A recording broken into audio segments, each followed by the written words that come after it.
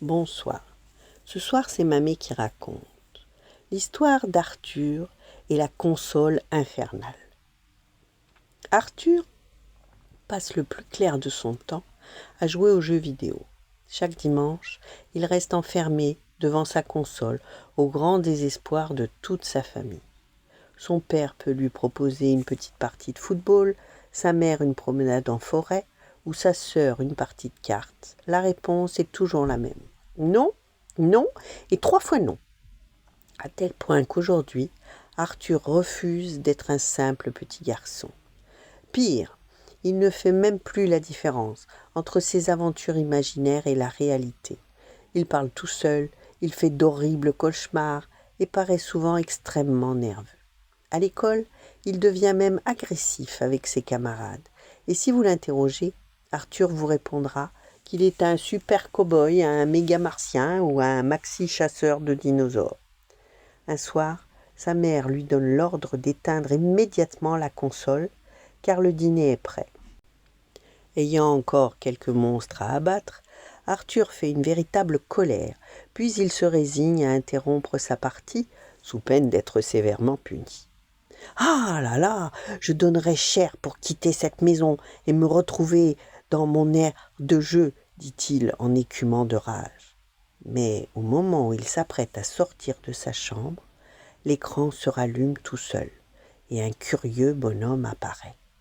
Il a des oreilles pointues, un nez pointu, des dents pointues et l'air méchant. « Bonjour, je suis Black Vidor, l'esprit de ta console, et j'ai entendu ta prière. Si tu veux, je peux t'exaucer immédiatement. » Arthur, naïf, accepte aussitôt la proposition, et avant d'avoir eu le temps de dire ouf, il est aspiré à l'intérieur du jeu sans comprendre ce qui lui arrive. Arthur se retrouve en plein désert, au milieu des serpents, des cactus.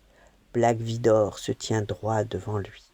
Il est grand, maigre, son sourire fait froid dans le dos.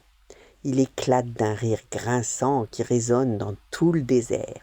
« Bienvenue dans ton royaume, super cow-boy, ha ha !» Arthur regarde autour de lui, le sable brûlant brûle ses pieds, le soleil est aveuglant, un serpent siffle à quelques centimètres de sa jambe. Ce n'est pas comme dans le jeu, balbutie-t-il. Ici, pas de bouton pause, répond Black Vidor. Pas de deuxième vie non plus. Soudain, une ombre gigantesque traverse le ciel. Un monstre aux ailes noires descend piqué vers lui. Arthur cherche sa manette, mais rien.